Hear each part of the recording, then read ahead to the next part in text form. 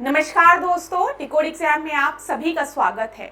आज की क्लास में हम लोग डिस्कस करेंगे पास्ट ईयर्स के क्वेश्चंस जो कि आपके ज्योग्राफी से रिलेटेड होंगे, भूगोल से रिलेटेड होंगे। ये प्रश्न जो हैं वो इलाहाबाद हाई कोर्ट के विभिन्न परीक्षाओं में पूछे गए प्रश्न हैं। ये प्रश्न आपकी समीक्षा अधिकारी, सहायक समीक्षा अधिकारी, कंप्यूटर असिस्टेंट, अपर निजी सचिव, group C, group D exam में पूछे गए प्रश्न हैं। ये चीज मैं आपको क्लियर कर दूं। इस सीरीज में हम लोग इस बुक को कवर कर रहे हैं और इस बुक में अभी हमने पॉलिटी के क्वेश्चंस को डिस्कस कर लिया है, आधुनिक भारत के प्रश्नों को डिस्कस कर लिया है, अभी हम ज्योग्राफी के क्वेश्चंस को डिस्कस कर रहे हैं और पर्यावरण भी हम ऑलरेडी डिस्कस कर चुके हैं। तो अगर आप में से कोई भी ऐसा स्टूडेंट है जो पहली बार ये क्लासेस देख रहा है, वो प्लेलिस्ट में जाके और भी सब्जेक्ट्स को देख सकता है। ये जो सीरीज है ये बहुत ही महत्वपूर्ण है क्योंकि यहाँ पर हम पास्ट ईयर्स के क्वेश्चंस के माध्यम से सिलेबस को रिवाइज कर रहे हैं। अभी तक ज्योग्राफी की 2 क्लासेस हो चुकी हैं, आज तीसरी क्लास है और आज की क्लास में पहले हम वन लाइनर क्वेश्चंस के माध्यम से कुछ इंपॉर्टेंट चीजों को डिस्कस करेंगे और उसके बाद हम नए टॉपिक से रिलेटेड प्रश्नों को देखेंगे। तो पहले आज की क्लास में हम क्या करेंगे, वन लाइनर क्वेश्चंस को डिस्कस करेंगे। तो चलिए आज के सेशन को स्टार्ट करेंगे मेरे साथ, ऐश्वर्या सिंह के साथ। क्लास में किसी भी तरीके का डाउट होगा तो कमेंट बॉक्स में आप लोग जरूर बताएंगे। यहाँ पर आज के सेशन को स्टार्ट करने से पहले थोड़ी सी जानकारी मैं आप लोगों को देना चाहूंगी वीडियो क्रैश कोर्स के बारे में। वीडियो क्रैश कोर्स प्लस इसमें टेस्ट सीरीज भी इंक्लूडेड है। इस नंबर पे आप कांटेक्ट करिए। यहाँ पर एंटायर सिलेबस को कवर किया गया है वीडियो लेक्चर्स के माध्यम से, प्लस आपको पीडीएफ प्रोवाइड की जाएगी, आपको टेस्ट सीरीज प्रोवाइड की जाएगी जहाँ पर आप अपने परफॉर्मेंस को इवेलुएट कर सकते हैं। अगर किसी भी तरीके का डाउट होता है तो इस नंबर पे बात करिए, यहाँ पर आपको सारी जानकारी दे दी जाएगी। क्लास कोई भी परेशानी होती है, डाउट होता है तो इस नंबर पे आप कांटेक्ट कर सकते हैं। चलिए अब पहले मैंने जैसा कि आपको बोला कि आज की क्लास में हम सबसे पहले क्या करेंगे, वन लाइनर क्वेश्चंस के माध्यम से अभी तक जो भी चीजें हमने डिस्कस की है ज्योग्राफी में उसको एक बार मैं आपको रिवाइज कराऊंगी। तो आज की क्लास में 10-15 मिनट शांति से चीजों को सुनना और यहाँ से आपकी परीक्षा में प्रश्न बना है। पास्ट ईयर क्वेश्चन से आपको ये जानकारी तो मिल जाती है कि आपके एग्जाम के लिए कौन कौन से टॉपिक्स इंपॉर्टेंट है। ठीक है, तो हम इन्हीं प्रश्नों को अभी देखते हैं वन लाइनर क्वेश्चन के माध्यम से। देखिए, मानक समय से रिलेटेड प्रश्न परीक्षा में पूछा है। ठीक है, मैंने आपको बताया था पहली क्लास में ज्योग्राफी में कि इंडियन स्टैंडर्ड मेरिडियन, ठीक है, टाइम जोन जो है भारत का, उससे रिलेटेड प्रश्न कई बार पूछा गया है। तो चलिए उसी को डिस्कस करते हैं। सबसे पहले, भारत में कितने डिग्री पूर्वी देशांतर रेखा को भारत का मानक समय माना जाता है? तो मैंने आपको बताया था कि जब हम 82.5 डिग्री की बात करते हैं ईस्ट में, तो ये भारत का क्या है, इंडियन स्टैंडर्ड मेरिडियन। ये याद रखिएगा, 82 डिग्री 30 मिनट, ये ध्यान रखिएगा ईस्ट। आपके परीक्षा में ये प्रश्न पूछा गया था। आपको याद होगा कि आपकी परीक्षा में पूछा गया था कि इंडियन स्टैंडर्ड मेरिडियन क्या है और वहां पे 4 ऑप्शन दिए गए थे। एक में दिया गया था 82 डिग्री 30 मिनट ईस्ट, एक में वेस्ट, एक में नॉर्थ, एक में साउथ, जिसमें आपका सही उत्तर था 82 डिग्री 30 मिनट्स ईस्ट। याद रखिएगा। अब मैंने आपको बताया था कि आपको एक चीज क्या याद रखनी है, एक ट्रिक मैंने आपको बताई थी। क्या ट्रिक थी? UP in coma. क्या था? UP in coma. तो जल्दी से मुझे बताओ, इंडियन स्टैंडर्ड मेरिडियन की जब हम बात करते हैं, भारत के टाइम जोन की हम बात करते हैं, तो ये कहाँ कहाँ से पास होता है, किन राज्यों से पास होता है? तो पहला आपका उत्तर प्रदेश, दूसरा छत्तीसगढ़, तीसरा याद रखना है उड़ीसा, ठीक है, यहाँ पर देखिए, चौथा मध्य प्रदेश और पांचवा आंध्र प्रदेश। तो ये उत्तर प्रदेश हो गया, ये छत्तीसगढ़ हो गया, ये उड़ीसा हो गया, ये आंध्र प्रदेश हो गया और इधर आपको मध्य प्रदेश भी टच होता हुआ दिख रहा होगा। ठीक है, यूपी इन कोमा आपको याद रखना है। अच्छा, ये भी याद रखिएगा कि मिर्जापुर, नैनी, प्रयागराज की हम बात कर रहे हैं, वहां से इंडियन स्टैंडर्ड मेरिडियन पास होता है। ये भी प्रश्न पूछा गया था। चलो अभी हम लोग देख लेते हैं। तो भारत में कितने डिग्री पूर्वी देशांतर रेखा को भारत का मानक समय माना जाता है? तो 82.5 पूर्वी देशांतर, ईस्ट की बात हो रही है यहाँ पे, इंग्लिश वालों को भी दिक्कत ना हो इसलिए बता रही हूँ। 82.5 डिग्री ईस्ट की यहाँ बात हो रही है। पूर्वी देशांतर रेखा भारत के किस शहर से होकर गुजरती है? तो प्रयागराज के नैनी से होकर गुजरती है। फिर देखिए, भारतीय मानक समय ग्रीनविच 0 डिग्री से कितना आगे है, ये भी प्रश्न मैंने आपको बताया था कि इसको याद कर लीजिए, विभिन्न परीक्षाओं में पूछा गया प्रश्न है। तो याद रखिएगा हमारा जो टाइम जोन है वो कितना आगे है, 5.5 घंटे आगे है। ठीक है, क्लियर है? अच्छा, ये भी चीज मैंने आपको बताई थी। अरुणाचल प्रदेश की अगर हम बात करें और इधर गुजरात की बात करें तो अरुणाचल प्रदेश में लगभग 2 घंटे पहले ही सूर्योदय हो जाता है। मतलब अरुणाचल प्रदेश में 2 घंटे पूर्व हम देखें गुजरात की सूर्योदय हो जाता है, ये ध्यान रखिएगा। चलिए, भारतीय मानक समय की यामोत्तर रेखा कितने भारतीय राज्यों से होकर गुजरती है? अभी थोड़ी देर पहले मैंने आपको बताया 5 राज्यों से होकर गुजरती है। कौन कौन से हैं? UP in coma, Uttar Pradesh है, ठीक है, फिर छत्तीसगढ़ है, कोमा बता रही हूं मैं आपको, फिर उड़ीसा है, फिर मध्य प्रदेश है और लास्ट में आंध्र प्रदेश है। क्लियर हो गई होगी ये सारी चीजें। कहीं पर भी डाउट होगा तो मुझे बताइएगा जरूर। और एक चीज जरूर याद रखिएगा, जब हम 1 डिग्री के डिफरेंस की बात करते हैं तो 1 डिग्री का जो डिफरेंस है वो 4 मिनट के बराबर होता है। इस चीज को भी नोट कर लीजिए। कई बार कैलकुलेटिव प्रश्न पूछ जाते हैं वो, लेकिन वो बहुत डिफिकल्ट होता है। मतलब वो डिफिकल्ट बहुत नहीं होता है, आप कैलकुलेट कर सकते हैं, लेकिन अलग परीक्षाओं में पूछा जाता है, तो परेशान मत होइएगा, लेकिन इस चीज को ध्यान रखिएगा। चलिए, कर्क रेखा की हम बात करते हैं, ट्रॉपिक ऑफ कैंसर की। आपको पता है 23.5 डिग्री नॉर्थ की हम बात कर रहे हैं। और इसका ट्रिक तो सारे स्टूडेंट्स को याद रहता है। क्यों? क्योंकि यहाँ पर गमछा झाड़ना है किस पर? मित्र पर। जब मित्र की बात आ जाती है तो बहुत सी चीजें याद आ जाती है, ठीक है, ये तो बात सही है। मित्र एक ऐसा होता है जिसको याद करके बहुत सी चीजें याद आ जाती है। तो गमछा झाड़ मित्र पर इतना मतलब फेमस वो है, ट्रिक है, जो ज्यादातर स्टूडेंट्स को पता रहता है। तो यहाँ पर ध्यान दीजिएगा, 23.5 डिग्री नॉर्थ की जब हम बात कर रहे हैं तो ये कर्क रेखा है जो कि भारत के मध्य से होकर गुजर रही है, ठीक है। यहाँ पर ये 8 राज्यों से होकर गुजरती है, जिसमें आपको गमछा झाड़ मित्र पर ध्यान रखना है। गा से आपको पता है क्या हो गया? गुजरात हो गया। म से क्या हो गया? मध्य प्रदेश हो गया। गमछा से क्या हो गया? छत्तीसगढ़ हो गया। झाड़ की बात कर रहे हैं तो झा से क्या हो गया? झारखंड हो गया। रा क्या हो गया? राजस्थान हो गया। मित्र पर माँ पे ई की मात्रा, तो मी से मिजोरम हो गया। मित्र से त्रिपुरा हो गया और मित्र पर प से क्या हो गया? पश्चिम बंगाल हो गया। तो ये आपके 8 राज्य हो गए जहां से कर्क रेखा होकर गुजरती है, ट्रॉपिक ऑफ कैंसर, ठीक है। क्लास में पूरा प्रयास कर रही हूँ, ठीक है, मैं पूरी कोशिश कर रही हूँ कि इंग्लिश और हिंदी दोनों को बैलेंस लेकर चलूं। लेकिन अगर इंग्लिश मीडियम को कहीं पर भी दिक्कत होती है तो बताइएगा जरूर। अब तो आप लोगों को बायलिंगुअल पढ़ाते पढ़ाते ऐसा हो गया है कि मैं कहीं पर भी बैठती हूँ तो मैं क्वेश्चंस नहीं बोलती, मैं प्रश्न बोलती हूँ, ठीक है। मैं थॉट नहीं बोलती, मैं विचार बोलती हूँ। तो बहुत लोगों को ऐसा लगता है कि मेरी हिंदी बहुत शुद्ध है, लेकिन ऐसा कुछ भी नहीं है। मेरी हिंदी और इंग्लिश दोनों, जो कहते नहीं है कि ना बहुत अच्छी ना बहुत खराब, लेकिन मैं प्रयास करती हूँ कि दोनों माध्यम के स्टूडेंट्स को समझ में आए, ठीक है। तो कर्क रेखा ट्रॉपिक ऑफ कैंसर हो गया, ठीक है। हम लोग इंडियन स्टैंडर्ड मेरिडियन की बात कर रहे हैं, हम लोग टाइम जोन की बात कर रहे हैं, तो ये सारे शब्द मैं आपको बताते हुए चलूंगी। चलो, अब यहाँ पर देखिए क्लास, ये छोटे छोटे पॉइंट्स है, लेकिन विभिन्न परीक्षाओं में यहाँ से प्रश्न बनते हैं।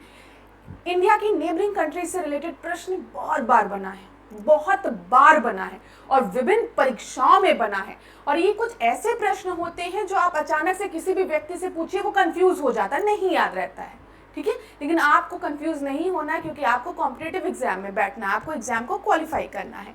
तो ध्यान दीजिएगा, अब हम बात कर रहे हैं नेबरिंग कंट्री की। तो भारत की नेबरिंग कंट्रीज में ये आपको दिख रहा है नेपाल, इधर भूटान दिख रहा है, इधर बांग्लादेश दिख रहा है, इधर चाइना दिख रहा है, इधर म्यांमार दिख रहा है, ठीक है। कई बार तो जो आसान से एग्जाम्स होते हैं उसमें यही पूछ लिया जाता है कि भारत की कौन सी नेबरिंग कंट्री जो है वो ईस्ट में है, कौन सी वेस्ट में है, इस तरीके से ईस्ट और वेस्ट करके पूछ लिया जाता है कि कौन सी नेबरिंग कंट्री ईस्ट में है, कौन सी वेस्ट में है। तो ध्यान रखिएगा।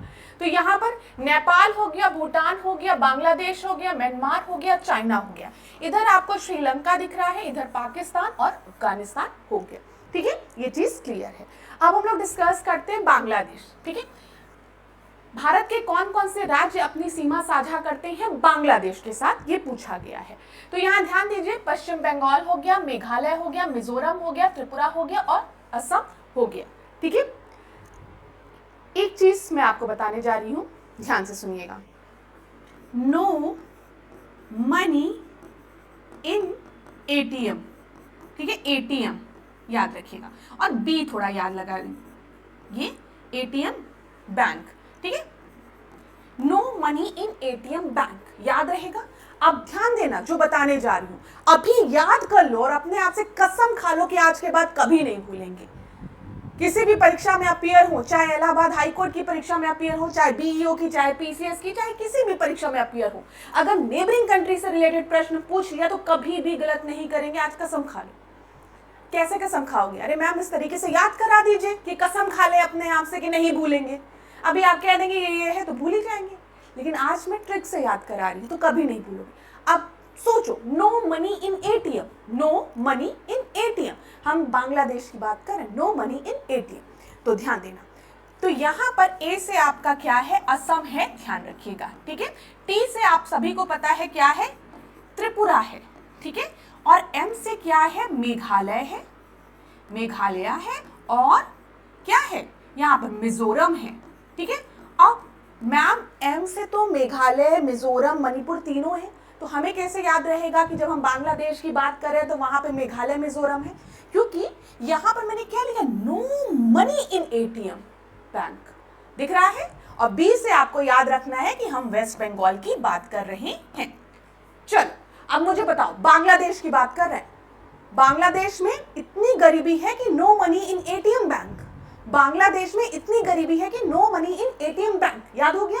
No money in ATM bank, no money in ATM bank, कहां पर? बांग्लादेश में, बांग्लादेश के एटीएम बैंक में नो मनी, याद हो गया कहानी? तो अब मुझे बताओ कि बांग्लादेश के साथ भारत के कौन कौन से राज्य अपनी सीमा साझा करते हैं? तो no money in ATM bank, A से असम, टी से त्रिपुरा, ठीक है। फिर एम से यहाँ पर मिजोरम और मेघालय है, और बैंक का बी जो है वो वेस्ट बंगाल के लिए है। याद हो गया मेरे स्टूडेंट्स को? आप लोग हैं समझदार लोग, थोड़ी सी भी गलती हो जाती है तो तुरंत पकड़ लेते हैं। चलिए अब अगला देखते हैं हम। ये याद हो गया? अब कसम खा लो आज कि अगर कभी भी पूछ लिया किसी भी परीक्षा में, या किसी ने भी राह चलते भी पूछ लिया कि बांग्लादेश के साथ भारत के कौन कौन से राज्य अपनी सीमा साझा करते हैं, तो क्या दो? बांग्लादेश में no money in ATM bank, बस आंसर मिल गया आपको। तो आपको क्या याद रखना है? बांग्लादेश के एटीएम में no money in ATM bank. चलो हो गया। अब चीन की बात करते हैं। चीन को थोड़ा होल्ड में रखते हैं, पर प्रश्नों में हमने देखा है कि ज्यादातर प्रश्न जो है वो भूटान से, बांग्लादेश से, म्यांमार से रिलेटेड बनते हैं। चीन देखो यहाँ पर, ये रहा आपका चाइना, ठीक है। चाइना के साथ हिमाचल प्रदेश हो गया, उत्तराखंड हो गया, सिक्किम हो गया, अरुणाचल प्रदेश हो गया, लद्दाख हो गया। यहाँ पर आपको चाइना दिख रहा है, उत्तराखंड, हिमाचल प्रदेश, लद्दाख, ठीक है। यहाँ पर आप देखेंगे ये रहा सिक्किम और अरुणाचल प्रदेश, ये चाइना के साथ अपने बॉर्डर को शेयर करते हैं। अगला देखो पाकिस्तान। पाकिस्तान के साथ 5 राज्य, गुजरात, राजस्थान, पंजाब, जम्मू कश्मीर, लद्दाख। याद रहेगा, पाकिस्तान तो सबको याद रहता है कि इधर से अगर हम देखेंगे गुजरात और राजस्थान हो गया, फिर ऊपर की तरफ हम देखेंगे तो जम्मू कश्मीर, लद्दाख हो गया। सबसे आसान है, इसमें तो कुछ भी याद कराना नहीं है, हर चीज में ट्रिक तो बताते नहीं है। ये पाकिस्तान है, आपको पता है, इधर पाकिस्तान है, तो गुजरात, राजस्थान हो गया, फिर इधर आपका हो गया जम्मू कश्मीर, और आपका हो गया लद्दाख, और यहाँ पे पंजाब भी याद रखिएगा। ये गुजरात, राजस्थान, पंजाब, जम्मू कश्मीर और लद्दाख अपने बॉर्डर को शेयर करते हैं पाकिस्तान के साथ, याद रहेगा। नेपाल देखो 5 राज्य, उत्तर प्रदेश, बिहार, पश्चिम बंगाल, सिक्किम, उत्तराखंड। मैंने देखा है कि जो यूपी के एग्जाम्स होते हैं उसमें अक्सर पूछ लिया जाता है, क्लास ध्यान दीजिएगा, कि जब हम नेपाल की बात करते हैं तो उत्तर प्रदेश के कौन कौन से जिले अपनी सीमा नेपाल के साथ साझा करते हैं? ये महत्वपूर्ण प्रश्न है। जब यूपी स्पेशल का प्रश्न होता है, नेपाल के साथ उत्तर प्रदेश अपने बॉर्डर को शेयर करता है, अपनी सीमा को साझा करता है, ठीक है, अंतर्राष्ट्रीय सीमा को। लेकिन कई बार परीक्षाओं में प्रश्न पूछा गया है कि नेपाल के साथ उत्तर प्रदेश के कौन कौन से जिले अपनी सीमा को साझा करते हैं। तो यहाँ पर कौन कौन से हैं देख लीजिए। पहला पीलीभीत हो गया, दूसरा लखीमपुर खीरी हो गया, बहराइच हो गया, श्रावस्ती हो गया, बलरामपुर हो गया, ठीक है, सिद्धार्थनगर हो गया, महाराजगंज हो गया। याद रखिएगा क्लास, बहुत ही महत्वपूर्ण है जो मैंने आपको बताया है। पीलीभीत, लखीमपुर खीरी, बहराइच, श्रावस्ती, बलरामपुर, सिद्धार्थनगर, महाराजगंज, ये उत्तर प्रदेश के जिले हैं जो कि अपनी सीमा को साझा करते हैं। किसके साथ? नेपाल के साथ साझा करते हैं। कई परीक्षाओं में पूछा गया प्रश्न ये है, ठीक है। अब आगे बढ़ते हैं, सब इरेज करते हैं यहाँ पर। तो मुझे बताओ, सबसे पहले बांग्लादेश याद आ गया, याद हो गया होगा आपको, no money in ATM bank Bangladesh के, ये याद हो गया। जब हम पंजाब की बात करते हैं तो हमको तो पता ही है कि इधर की तरफ कौन कौन से आपके राज्य हैं, गुजरात है, राजस्थान है, पंजाब है, ऊपर हम देखेंगे यहाँ पर, तो यहाँ पर जम्मू कश्मीर और लद्दाख हो गया।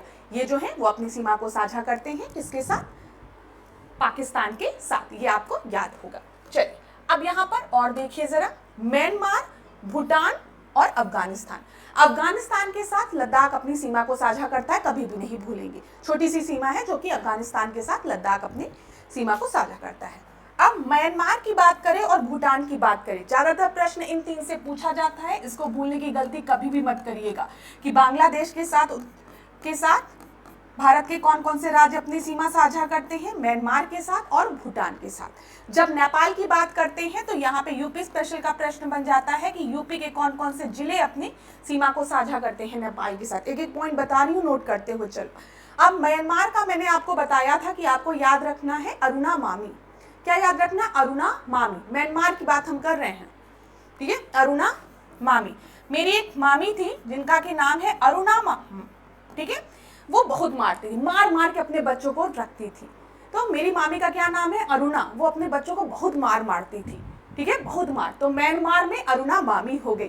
तो ARU से आप सभी को समझ में आ रहा होगा कि हम किस राज्य की बात कर रहे हैं, हम अरुणाचल प्रदेश की बात कर रहे हैं। NA से हम किसकी बात कर रहे हैं, नागालैंड की बात कर रहे हैं, ठीक है। MA से हम मणिपुर की बात कर रहे हैं, MI से हम मिजोरम की बात कर रहे हैं। यहाँ पर देख लो आप किसकी बात हम कर रहे हैं, हम म्यांमार की बात कर रहे हैं। और म्यांमार बहुत मारती हैं कौन, ऐश्वर्या मैम की अरुणा मामी, याद रखिएगा। मेरी मामी को आज आप लोग फेमस बना दीजिए और कभी मत भूलिएगा कि मेरी मामी जो है वो अरुणा नाम है उनका और वो बहुत मारती हैं, ठीक है। आज से याद कर लीजिए, ऐश्वर्या मैम की मामी बहुत मारती हैं, अरुणा मामी उनका नाम है। तो यहाँ देख लो, ये अरुणाचल प्रदेश हो गया, ये नागालैंड हो गया, ये मणिपुर हो गया, ये मिजोरम हो गया, ठीक है, ध्यान रहेगा। बताओ क्लियर है। चलो भूटान की हम बात करें, भूटान में यहाँ पर देखिएगा, मैंने आपको बताया था कि जब भी भूटान की बात होगी तो याद रखिएगा बास या फिर साब, ठीक है। अब जो भी बास याद रखना, तो बास भी आप लोगों को याद होगा ना, फाउल स्मेल को हम लोग कहते हैं बास ना, तो बास याद रखिए। चलिए तो यहाँ पर बी से आपका क्या हो जाएगा, जल्दी बताओ। बी से जब भी बी आएगा तो means we are talking about west Bengal, हम पश्चिम बंगाल की बात कर रहे हैं। ए से आपका क्या हो गया, यहाँ पर देखिए अरुणाचल प्रदेश, दूसरे ए से असम हो गया, और एस से क्या हो गया, सिक्किम। तो भूटान, यहाँ पर देखिए भूटान है, ये सिक्किम हो गया, ये अरुणाचल प्रदेश हो गया, असम हो गया और पश्चिम बंगाल। तो साफ, ठीक है, याद रहेगा। चलो बताओ क्लास, क्या क्या चीजें याद रहेगी, जल्दी से बताओ। जिनको याद हो गया होगा उनको लग रहा होगा मैम आगे बढ़िए, तो आप लोग क्या करिए, वीडियो को फॉरवर्ड कर दीजिए। लेकिन जिनको अभी नहीं याद हुआ है फिर से बताओ, कहाँ पर गरीबी है, बांग्लादेश में गरीबी है, इसी वजह से वहां पे no money in ATM bank, याद रहेगा, ठीक है। फिर उसके बाद कौन बहुत मारता है, ऐश्वर्या मैम की अरुणा मामी, ठीक है, बहुत म्यांमार मार मार के सबको सही कर देती हैं, तो अरुणा मामी याद रहेगा, ठीक है। भूटान की हम बात करेंगे तो बास याद रखिएगा, आप सभी को याद रहेगा, ठीक है। तो ये तीन जो आपकी कंट्रीज है, यहाँ से आपकी परीक्षा में प्रश्न बनते हैं। और क्या करेंगे आप लोग, अब आप लोग अपने आप से प्रॉमिस करेंगे कि हम प्रश्न को गलत नहीं करेंगे, ठीक है। और जब एग्जामिनेशन हॉल में आप लोग बैठे रहेंगे, प्रेशर में लिखा रहेगा भूटान के साथ, बांग्लादेश के साथ, म्यांमार के साथ, या फिर पाकिस्तान इसलिए नहीं पूछता है क्योंकि एग्जामिनर को भी पता रहता है, स्टूडेंट्स को आता है कि यहाँ पे गुजरात, पंजाब, राजस्थान, लद्दाख और जम्मू कश्मीर है, इतना सबको आता है। कंफ्यूजन यहीं पे होती है, भूटान में, बांग्लादेश में, म्यांमार में, तो ज्यादातर प्रश्न भी यहीं से बनते हैं। तो अब जब प्रश्न बनेगा तो ऐश्वर्या मैम को याद करके टिक लगा के सही आइएगा, और मुझे नहीं याद करिएगा तो बांग्लादेश को याद कर लीजिएगा, याद करिएगा गरीबी है, no money in ATM bank, ठीक है। और कौन मारता है, ऐश्वर्या मैम की अरुणा मामी बहुत मारती हैं, ठीक है, अगर नहीं पढ़ोगे तो। फिर उसके बाद जब भूटान की बात करेंगे तो बस कभी भी नहीं भूलेगा। चलो आगे बढ़ते हैं। भारत के राज्य एवं केंद्र शासित प्रदेशों से संबंधित प्रश्नों को हम देखते हैं। यहाँ पर मैंने जो नोटिस किया है वो आपके पास्ट ईयर्स के क्वेश्चंस में इस पॉइंट से और इस पॉइंट से कई प्रश्न बने थे, इसीलिए मैं आपको सजेस्ट करूंगी कि लेक्चर 1 और 2 देखने के बाद 3 पर आइएगा, क्योंकि अभी तभी आपको आइडिया लगेगा कि आज की क्लास में जो चीज रिवाइज करा रही हूँ वो कितनी महत्वपूर्ण है और आप ही की परीक्षा में कितनी बार यहाँ से प्रश्न बना है। जब मैं लेक्चर 1 और 2 आपसे डिस्कस कर रही थी तो मैंने आपको बताया था कि एरिया वाइज प्रश्न बना है कि क्षेत्रफल की दृष्टि से राज्य राज्यों को आप सही सीक्वेंस में लगाइए। तो सबसे ज्यादा क्षेत्रफल कहाँ है? राजस्थान में है पहले नंबर पे, फिर दूसरा मध्य प्रदेश, तीसरा महाराष्ट्र और चौथा आपका उत्तर प्रदेश हो गया। अगर जनसंख्या की बात होगी तो हमारा उत्तर प्रदेश आगे है, लेकिन अगर हम क्षेत्रफल की बात करते हैं तो जो उत्तर प्रदेश है वो चौथे नंबर पे है। पहले नंबर पे राजस्थान है, दूसरे पे महाराष्ट्र है, दूसरे पे मध्य प्रदेश है, तीसरे पे महाराष्ट्र है और चौथे पे हमारा उत्तर प्रदेश है। जनसंख्या की दृष्टि से भारत के 4 बड़े राज्य, वही जो मैं आपको बता रही हूँ, तो यहाँ पर तो उत्तर प्रदेश टॉप पर है, फिर महाराष्ट्र है, बिहार है, पश्चिम बंगाल है, याद रखिएगा। ठीक है, इन 2 पॉइंट से परीक्षाओं में कई बार प्रश्न बने हैं। फिर क्लास देखिए, डिग्री चैनल से रिलेटेड प्रश्न परीक्षा में बनते हैं विभिन्न परीक्षाओं में, जहां पर ज्यादातर प्रश्न जो है देखा गया है 8 डिग्री, 9 डिग्री और 10 डिग्री से बनते हैं, याद रखिएगा। ठीक है, लेकिन आपको सब याद रखना है। जब हम 6 डिग्री की बात करते हैं तो ग्रेट निकोबार और सुमात्रा के मध्य ये आपका है। ठीक है, जब हम 8 डिग्री चैनल की बात करते हैं 8 डिग्री की, तो यहाँ पर आपको दिख रहा होगा ये 8 डिग्री चैनल है, इधर मिनिकॉय दिख रहा है, इधर मालदीव्स दिख रहा है। ठीक है, जब हम 9 डिग्री की बात करते हैं तो यहाँ पर आपको मिनिकॉय दिख रहा है, इधर लक्षद्वीप दिख रहा है। यहाँ ध्यान दीजिएगा, बीच में मिनी को ले आओ। देखो जो छोटे लोग होते हैं ना, मिनी लोग, वो हमेशा बीच में ही रह जाते हैं, इधर के बड़े भी डांटते हैं, उधर के बड़े भी डांटते हैं, सब उन्हीं को डांटते हैं ना। तो मिनिकॉय के इधर आपका क्या है? लक्षद्वीप है, याद रखिएगा, लक्षद्वीप है। ठीक है, और इधर अगर आप देखेंगे इधर मालदीव्स है, ध्यान दीजिएगा। इधर कौन सा चैनल है आपका? यहाँ पर 9 डिग्री, और मिनिकॉय और मालदीव्स के बीच में 8 डिग्री। ठीक है, याद रखिएगा, कंफ्यूज मत होइए। एमएम के बीच में 8 डिग्री है, एमएम के बीच में 8 डिग्री है और एलएम के बीच में 9 डिग्री है, ये ध्यान रखिएगा। 10 डिग्री चैनल की अगर हम बात करेंगे तो ये छोटा अंडमान और कार निकोबार के मध्य में है। यहाँ पर अगर आप देखेंगे लिटिल अंडमान आपको दिखेगा और यहाँ पर कारद्वीप, ठीक है, जो कि निकोबार का हिस्सा है, यहाँ पर आपको 10 डिग्री चैनल दिखेगा। ये भी महत्वपूर्ण पॉइंट है, अगर पता है तो बहुत अच्छी बात है, लेकिन अगर नहीं पता है तो नोट कर लो, परीक्षा में प्रश्न देखने को मिलते हैं। फिर ग्रेट चैनल की अगर हम बात करेंगे तो इंदिरा पॉइंट और इंडोनेशिया के मध्य ये है। पाक स्ट्रेट की बात करेंगे तो भारत और श्रीलंका के मध्य। कोको जल संधि की बात करेंगे तो अंडमान और कोको द्वीप के मध्य ये है। क्लास यहाँ से भी आपके एग्जाम में, परीक्षा में प्रश्न बनते हैं, तो इसको जरूर नोट डाउन कर लीजिए। ठीक है, इसको जरूर नोट डाउन कर लीजिए, कोई भी प्रॉब्लम होगी तो बताइएगा। सारे इंपॉर्टेंट पॉइंट्स रिवाइज करा रही, इसीलिए मैंने आपसे बोला कि स्टार्टिंग की क्लास में आज हम 1 लाइनर क्वेश्चंस के माध्यम से चीजों को डिस्कस करेंगे। तो रिवीजन के लिए one of the best class है, इसको जरूर देखिए और अपने दोस्तों के साथ शेयर भी करिए। ठीक है, ऐसा नहीं है कि खाली खुद ही का भला करेंगे, दूसरों का भला नहीं करेंगे। तो जो लोग तैयारी कर रहे हैं उनके साथ शेयर करिए। ये जो हम लोग पोर्शन डिस्कस करें, ऐसा नहीं है कि ये खाली आपके इलाहाबाद हाई कोर्ट के लिए ही यूजफुल है। अगर आप पीसीएस एग्जाम में अपीयर हो रहे हैं तो वहां पर भी आपको बेनिफिट मिलेगा, सचिवालय के आरओ में अपीयर हो रहे हैं वहां पर भी बेनिफिट मिलेगा, बीईओ की वैकेंसी आएगी तो वहां पर भी महत्वपूर्ण है। ठीक है, तो ध्यान दीजिएगा। अब चलो, विश्व की सर्वाधिक तीव्र ढाल वाली चोटी राकापोशी कहाँ पर है? तो हमेशा याद रखिएगा, जब भी हम राकापोशी की बात करते हैं तो वो किसका पार्ट है? वो ट्रांस हिमालय का पार्ट है। ठीक है, और ट्रांस हिमालय की जब हम बात करते हैं तो ट्रांस हिमालय में कैराकोरम, लद्दाख और जास्कर रेंज आती है।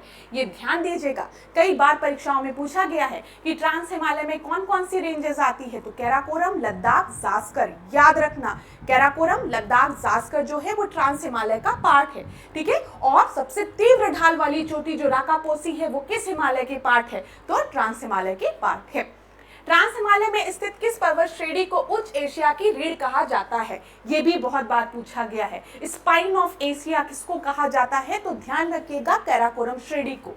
कैराकोरम आपको यहाँ पर दिख रही है, ये देखो, ये क्या है? ये कैराकोरम श्रेणी है। फिर ये लद्दाख है, ये जास्कर है, ये तीनों किसका पार्ट है? ट्रांस हिमालय का पार्ट है। ठीक है, ध्यान रखिएगा, स्पाइन ऑफ एशिया किसको कहा जाता है? कैराकोरम को कहा जाता है। अगला हम देखें, कैराकोरम श्रेणी का पश्चिमी विस्तार कहां तक का है? तो कैराकोरम श्रेणी का जब आप पश्चिमी विस्तार देखेंगे तो ये पामीर घाट तक है, पामीर नॉर्थ जिसे कहा जाता है। नोट कर लो, पामीर नॉर्थ तक आपका कैराकोरम श्रेणी जो है उसका एक्सटेंशन है, विस्तार है। आगे देखते हैं, कैराकोरम श्रेणी का पूर्वी विस्तार कहां तक है, तो ये कैलाश श्रेणी तक है। दोनों पॉइंट दिमाग में एकदम बिठा लो, जब हम कैराकोरम श्रेणी की बात कर रहे हैं तो इसका विस्तार, अगर हम बात करेंगे पश्चिमी विस्तार की हम बात करेंगे तो ये पामीर घाट तक है, और जब हम पूर्वी की बात करेंगे तो ये कैलाश श्रेणी तक है। ठीक है, ये ईस्ट हो गया और ये वेस्ट हो गया, इंग्लिश वालों को भी दिक्कत नहीं होनी चाहिए। कैराकोरम श्रेणी का वेस्ट एक्सटेंशन कहां तक है, पामीर घाट तक है, पामीर नॉर्थ तक, और ईस्ट एक्सटेंशन आपका कैलाश श्रेणी तक है। ट्रांस हिमालय बृहद हिमालय से किस संरचना द्वारा अलग होती है, ये पूछा गया है, तो ये याद रखिएगा, Indus Tsangpo suture zone, Indus Tsangpo suture zone, जिसको कि ITSZ भी कहा जाता है। आपकी परीक्षा में नहीं पूछा गया है, लेकिन किसी परीक्षा में पूछा गया हुआ तो नोट कर लो। आपकी परीक्षा में ज्यादातर प्रश्न पूछा गया ट्रांस हिमालय से, कैराकोरम से, इन सारी चीजों से। फिर देखो, ट्रांस हिमालय के किन श्रेणियों के मध्य से होकर सिंधु नदी बहती है, तो सिंधु नदी जो है वो किन मध्य बहती है, तो याद रखिएगा जास्कर और लद्दाख श्रेणी। ठीक है, ये आपको लद्दाख और जास्कर रेंज दिख रहा है और इसी के मध्य आपको सिंधु नदी दिखती है। अक्साई चीन किस श्रेणी में स्थित है, तो ये लद्दाख श्रेणी में स्थित है। लद्दाख श्रेणी की सर्वोच्च चोटी कौन सी है, राकापोशी है। ठीक है, अब देखिए प्रश्न दोनों तरीके से पूछा जा सकता है। हो सकता है आपसे पूछा जाए कि जो राकापोशी है वो सबसे तीव्र ढाल वाली चोटी है, जो कि ट्रांस हिमालय में है, या फिर शिवालिक रेंज में है, या फिर आपका लेसर हिमालय में है, इस तरीके से पूछा जा सकता है। तो आप बताएंगे जो राकापोशी है वो ट्रांस हिमालय में है। ठीक है, और अगर आपसे पूछा जाएगा ट्रांस हिमालय की किस श्रेणी में है, बताइए कैराकोरम, लद्दाख या जास्कर में, तो आप क्या बताएंगे, ये लद्दाख श्रेणी की सर्वोच्च चोटी है, हाईएस्ट पीक है। जास्कर श्रेणी की सबसे ऊंची चोटी कौन सी है, नंगा पर्वत है। ठीक है, भारत की सबसे गहरी गार्ज कहां पर स्थित है, तो बूंजी में। ये याद रखिएगा, सारे पॉइंट इंपॉर्टेंट है, इसको नोट डाउन करते हुए चलिए क्लास जो बता रही हूं सुन लो मेरी बात ध्यान से। पीसीएस में अपियर होगे फायदा होगा, आरओ में अपियर होगे फायदा होगा, एसएससी में अपियर होगे फायदा होगा। यहाँ से सबसे पहले यहाँ पर सबसे ऊपर आपको क्या दिख रहा है, ट्रांस हिमालय दिख रहा है। चलो बोलो ट्रांस हिमालय। ट्रांस हिमालय के 3 रेंज है, आपको याद रखना है, कैराकोरम, लद्दाख, जास्कर। ठीक है, यहाँ पर ध्यान रखिएगा, जब हम राकापोशी की बात करते हैं तो वो किसका हिस्सा है, वो किसकी सबसे ऊंची चोटी है, वो लद्दाख की सबसे ऊंची चोटी है। ठीक है, ये ध्यान दीजिए, लद्दाख श्रेणी की सबसे ऊंची चोटी कौन सी है, राकापोशी है। अस्काई चीन किस श्रेणी में आता है, लद्दाख श्रेणी में आता है, याद रहेगा। फिर जास्कर श्रेणी की सबसे ऊंची चोटी कौन सी है, तो वो नंगा पर्वत है, ये भी याद रखिएगा। ठीक है, और सबसे ऊपर आपको कैराकोरम रेंज दिख रहा है। चल आगे देखते हैं, हम लोग बात करते हैं बृहद हिमालय की, महान हिमालय की। तो पहले मैप में देख लो महान हिमालय कहां पर है। ये जो फोटो है ना, ये राकापोशी की है। चलो अभी देख लो महान हिमालय, ये रहा आपका ग्रेट हिमालय। ठीक है, ये ग्रेट हिमालय, ग्रेट हिमालय के बाद लेसर हिमालय, फिर ये शिवालिक रेंज जो कि हिमालयन रेंज की सबसे आउटर रेंज है, सबसे बाहरी आउटर रेंज है जो शिवालिक रेंज है। चलो देखते हैं, बर्फीले हिमालय अथवा हिमाद्री किस हिमालय को कहा जाता है, तो बताइए हिमाद्री किसको कहा जाता है, ग्रेट हिमालय को कहा जाता है, याद रखिएगा। ठीक है, महान हिमालय का विस्तार कहां से कहां तक है, तो याद रखिएगा सिंधु नदी से नामचा बर्मा पर्वत तक है। ठीक है, सिंधु नदी से नामचा बर्मा पर्वत तक है किसका एक्सटेंशन, महान हिमालय का, ग्रेट हिमालय का या फिर हिमाद्री का।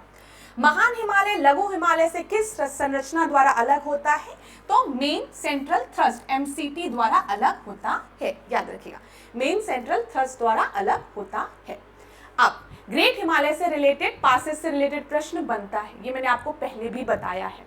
जहां पर हिमाचल प्रदेश में आपको याद रखना है बारालाचा और शिप्ला, ये याद रखिएगा। लेकिन हिमाचल प्रदेश में पासेस में याद रखिएगा रोहतंग, बारा, शिप, मैंने आपको बताया था रोहतंग, बारा, शिप, ये तीनों कहां पर है, हिमाचल प्रदेश में है ये तीनों पासेस, इसको भी दिमाग में रखिएगा, कई बार प्रश्न बना है। नीति लिपू लेक से रिलेटेड जो कि उत्तराखंड में है, लिप नीति मान दर्रा भी उत्तराखंड में है, याद रखिएगा, कई बार प्रश्न बना है।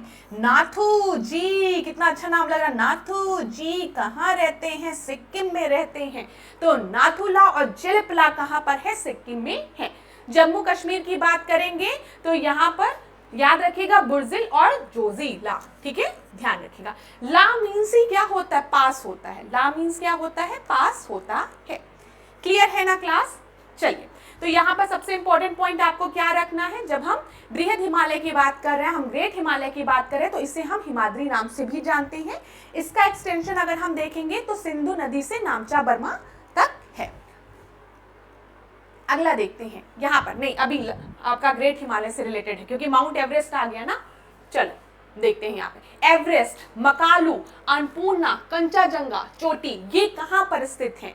ये सारे जो आपके हैं वो ग्रेट हिमालय में स्थित है, ठीक है। हिमालय की रचना समांतर वलय श्रेणियों से हुई है। इसमें प्राचीनतम श्रेणी कौन सी है? तो बृहद हिमालय है, प्राचीनतम, सबसे पुरानी, ठीक है, बृहद हिमालय है, याद रखिएगा। तो बताओ, फिर से एक बार बोलूं, गुस्सा होगे तो नहीं कि मैम फिर से बोलने शुरू हो गए, लेकिन ध्यान देना क्लास। यहाँ पर मैंने आपको बताया था, देखो ये पामीर नॉट आपको दिख रही होगी, दिख रही है ये आपको पामीर नॉट, इधर आपको कैलाश रेंज दिख रहा है, ठीक है। ट्रांस हिमालय की बात जब हमने की थी तो मैंने आपको बताया था कैराकोरम है, लद्दाख है, जास्कर है। क्लास प्लीज याद रखो, कैराकोरम, लद्दाख, जास्कर, ठीक है, याद रहेगा। लद्दाख की जब हम बात की, अस्काई चीन लद्दाख पोर्शन में आता है, ठीक है, राकापोशी लद्दाख पोर्शन का हिस्सा है। जब हमने जास्कर की बात की तो यहाँ पर आपको नंगा पर्वत याद रखना है, ठीक है। इसके बाद आप देखते हो ग्रेट हिमालय की हम बात करते हैं। क्लियर है?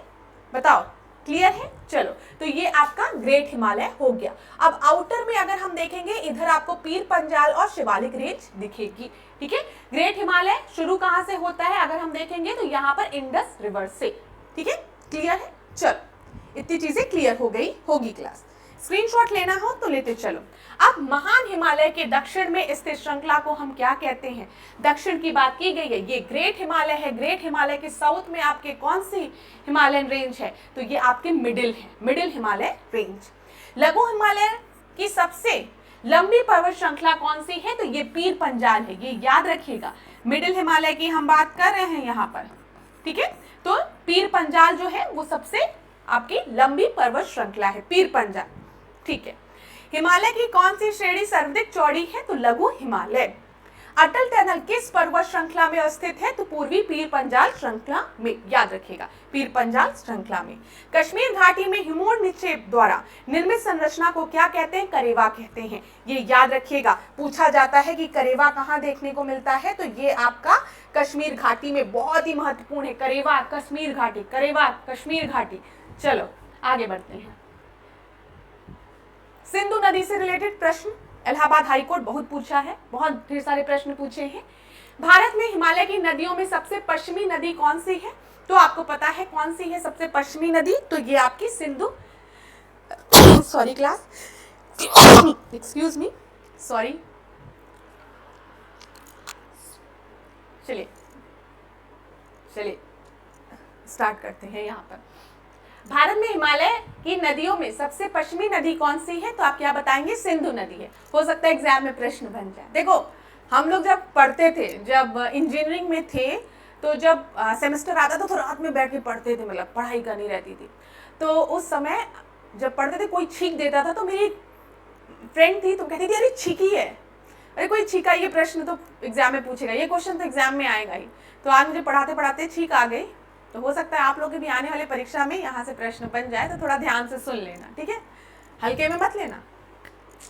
चलो इधर आओ। भारत में हिमालय की नदियों में सबसे पश्चिमी नदी कौन सी है? तो वो सिंधु नदी है, ध्यान रखिएगा। सिंधु नदी का उद्गम स्थल क्या है? तिब्बत में कैलाश श्रेणी के बोकाचू हिमनद, यहाँ पे बुखारचू लेक की हम बात करें, बुखारचू लेक से आपकी कौन सी नदी निकल रही है? बताइए, इंडस रिवर, जो कि कहाँ पर जाकर ड्रेन होती है? अरेबियन सी में, ठीक है। पाकिस्तान से होने के बाद अरेबियन सी में ये जाकर ड्रेन हो जाती है। वेरी इंपॉर्टेंट, आपकी परीक्षा में कई बार पूछा गया। तो भारत में हिमालय की नदियों में सबसे पश्चिमी नदी कौन सी है? सिंधु। सिंधु नदी का उद्गम स्थल क्या है? तिब्बत में बुखारचू लेक जो है वहां से, ठीक है। कैलाश श्रेणी में ये आता है, कैलाश रेंज में, ठीक है, याद रखिएगा। बुखारचू ग्लेशियर, यहाँ से सिंधु नदी निकल रही है। सिंधु नदी भारत में किस स्थल से प्रवेश करती है? तो दमचोक, जो कि कहाँ पर है? लद्दाख में है। दमचोक लेह से, सॉरी, दमचोक लेह से, लद्दाख मैंने बोल दिया, दमचोक लेह से जो सिंधु नदी है वो भारत में प्रवेश करती है। चलिए आगे देखिए, हम झेलम नदी की बात करते हैं। झेलम यहाँ पर आपको कौन सी नदी दिख रही है, एक ट्रिब्यूटरी, बताइए। इंडस की एक ट्रिब्यूटरी आपको इधर कौन सी दिख रही है, झेलम, ये दिख रही है झेलम। तो याद रखिएगा झेलम नदी का उद्गम स्थल क्या है, वेरिनाग झील। ये बहुत ही महत्वपूर्ण है, ठीक है। वेरिनाग के निकट एक शेषनाग झील है, लेकिन ज्यादातर प्रश्न वेरिनाग में दिया रहता है कि वेरिनाग झील की जब हम बात करते हैं यहाँ से किस नदी का उद्गम हुआ है, तो आप झेलम नदी का बताएंगे। वुलर झील से होकर कौन सी नदी प्रवाहित होती है, तो वुलर झील से होकर कौन सी नदी जो है, झेलम नदी प्रवाहित होती है। वुलर झील क्यों इंपॉर्टेंट है, क्योंकि सबसे बड़ी मीठे पानी की झील है ये, जो कि जम्मू कश्मीर में है। प्रश्न यही सब बनते हैं। वेरिनाग झील की जब हम बात करेंगे तो झेलम याद रखना है, जब वुलर झील की हम बात करेंगे तो झेलम याद रखना है। वुलर झील सबसे बड़ी मीठे पानी की झील है, जो कि कहाँ पर है, जम्मू कश्मीर में है।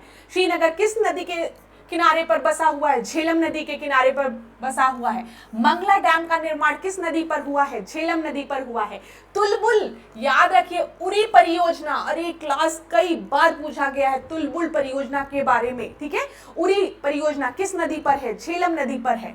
मुजफ्फराबाद से मीरपुर तक भारत सीमा का निर्धारण कौन सी नदी करती है, झेलम नदी करती है, ठीक है। बासमंगल क्या है, पाकिस्तान में प्रवेश से पूर्व झेलम नदी द्वारा बनाई गई गहरी घाटी को बासमंगल कहा जाता है। अब ध्यान रखिएगा बासमंगल क्या है, कि झेलम नदी जब पाकिस्तान में प्रवेश करती है तो एक गहरी घाटी बनाती है, उसका नाम है बासमंगल। झेलम और रावी पाकिस्तान के किस स्थान पर चेनाब से मिलती है, तो झंग के पास।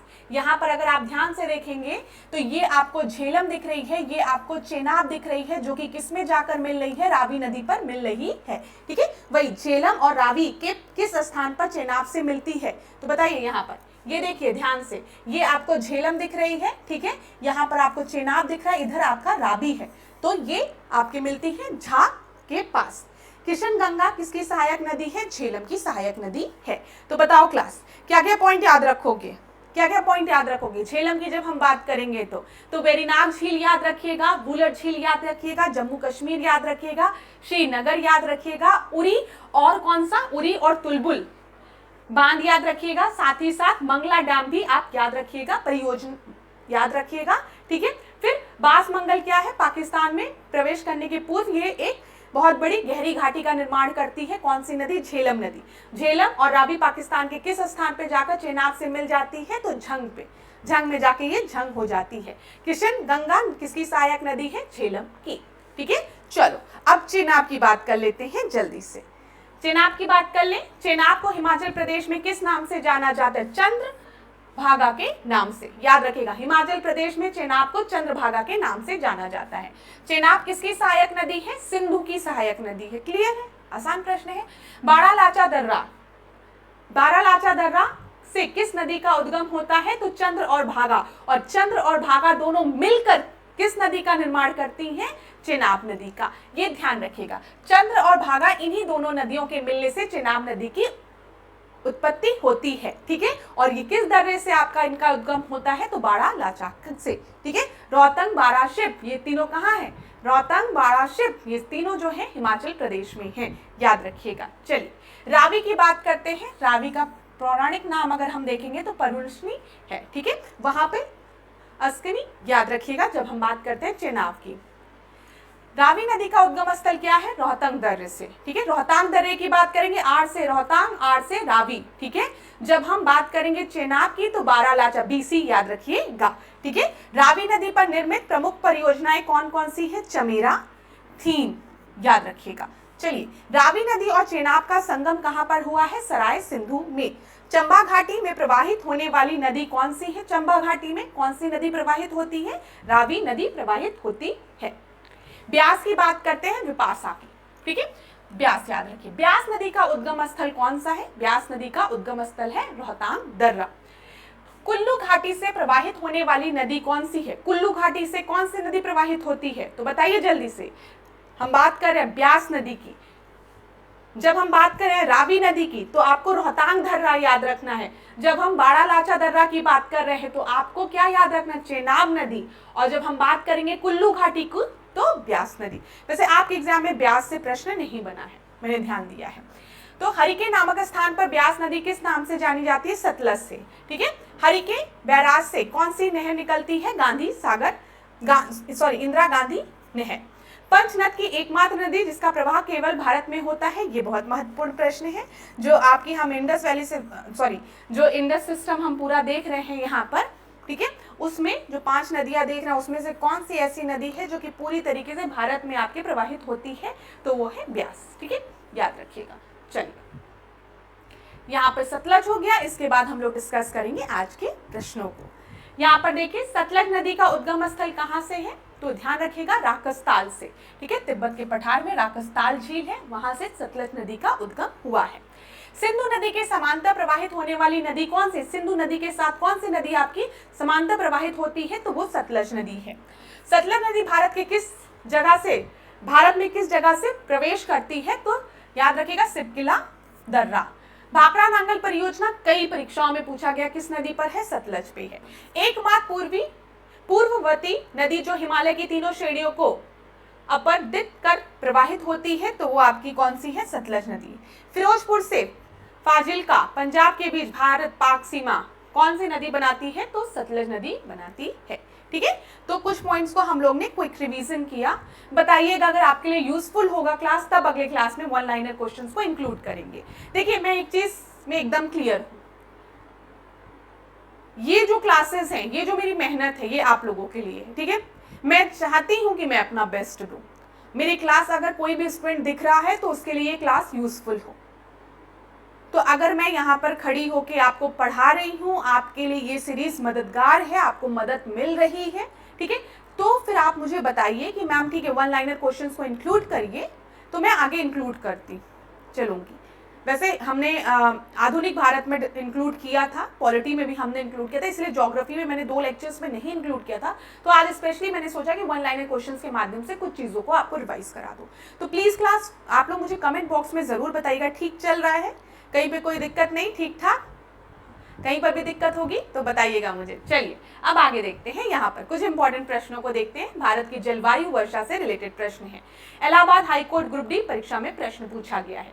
निम्नलिखित में से किस स्थान पर विश्व में सबसे अधिक वर्षा होती है, तो सबसे ज्यादा बारिश किस स्थान पर होती है, गुवाहाटी में, सिलचर में, मासिनराम में या फिर चेरापूंजी में। तो सबसे ज्यादा जो वर्षा है वो हम देखते हैं मेघालय के मासिनराम में होती है। Allahabad high court group D exam में पूछा गया प्रश्न है 2023 में। ठीक है, मासिनराम याद रखिएगा। अच्छा, आप में से किसी स्टूडेंट ने कमेंट में किया था कि मैम जब आप एक्सप्लेन किया करिए तो ये जो एक्सप्लेनेशन है वो हाइड हो जाती है, तो आप थोड़ा साइड हो जाया करिए। ठीक है, तो आप लोग को अगर पढ़ना है तो एक्सप्लेनेशन पढ़ लीजिए। वैसे काफ़ी चीज़ें मैं ओरली आप लोगों को बता देती हूँ, तो इसीलिए मैं हर बार इन एक्सप्लेनेशन को नहीं पढ़ती हूँ। जब कोई चीज़ मैंने मौखिक रूप से आपको बता दिया तो फिर उसको पढ़ के समय बर्बाद करने की कोई आवश्यकता नहीं है ना, इसलिए नहीं पढ़ती हूँ। अब यहाँ पर ध्यान देना कि जब हम बात करते हैं, यहाँ पर देखो जो प्रश्न बना हुआ है कि कहाँ पर सबसे ज़्यादा हाईएस्ट रेनफॉल विश्व में देखने को मिलती है, तो वो मासिनराम है। ठीक है, फिर चेरापूंजी में भी वर्षा बहुत ज़्यादा होती है, ये सब मेघालय का हिस्सा है। कभी दिमाग में आया कि यहाँ पर इतनी ज़्यादा वर्षा क्यों होती है, बताओ, कभी दिमाग में आया कि यहाँ पर इतनी ज़्यादा वर्षा क्यों होती है? तो चलो थोड़ा सा डिस्कस करते हैं। भारत के मैप को एक बार देखते हैं, कहाँ पर था, ये देखो, ये भारत का मैप है। ठीक है, ध्यान से सुनना क्लास जो बताने जा रही हूँ। ये आपको मेघालय रीजन दिख रहा है, और मेघालय रीजन में ही आपको मासिनराम और चेरापूंजी है। ठीक है, जहां पर बहुत रेनफॉल होती है। ऐसा क्यों होता है, ध्यान दीजिएगा। ये क्या है यहाँ पर आपका, बताइए बताइए क्या है यहाँ पर, बे ऑफ बंगाल है। ठीक है, बे ऑफ बंगाल से जो आपकी विंड चलती है इधर मेघालय की तरफ पहुंचती है, यहाँ ध्यान दीजिएगा, वो मॉइस्ट विंड होती है, मतलब अपने साथ मॉइस्चर कंटेन की रहती है। यहाँ पर आइए, ये मैं बस आपको लोकेशन दिखाना चाह रही थी, ध्यान दीजिएगा जो पॉइंट बताने जा रही हूँ।